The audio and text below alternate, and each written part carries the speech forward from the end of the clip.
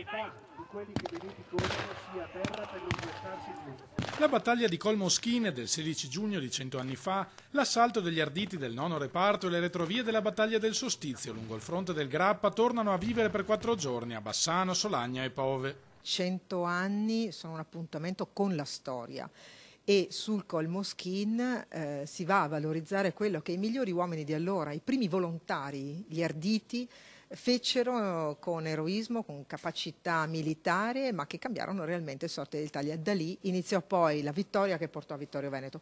Clou delle celebrazioni saranno le 2 giornate di sabato e domenica con la cerimonia a Colmoschine e la rievocazione storica a Pove. Uno che arriva a Pove troverà Pove 1918, gli abitanti vestiti con gli abiti dell'epoca, avremo i muli che passeggiano per le vie, le salmerie, gli alpini, gli arditi, tutti come se fossero nel giugno del 1918. La rievocazione, diventata ormai tradizione, è stata inserita nel calendario ufficiale delle manifestazioni regionali per il centenario ed è sostenuta da Palazzo Balbi con 20.000 euro di finanziamento. Quest'anno sarà preceduta da un'alzabandiera solenne sabato mattina sul Colmoschin, cui parteciperanno il ministro degli affari regionali Erika Stefani e il capo di Stato Maggiore dell'Esercito Salvatore Farina.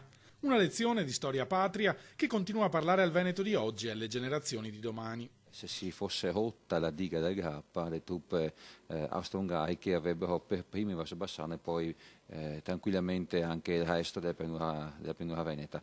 Così non fu, grazie senz'altro all'impegno di moltissimi soldati che sacrificarono spesso anche la vita. Ricordarli è un dovere. La guerra da qualunque parte venga osservata è sempre una sconfitta, perché è la sconfitta della ragione, del dialogo, del buonsenso.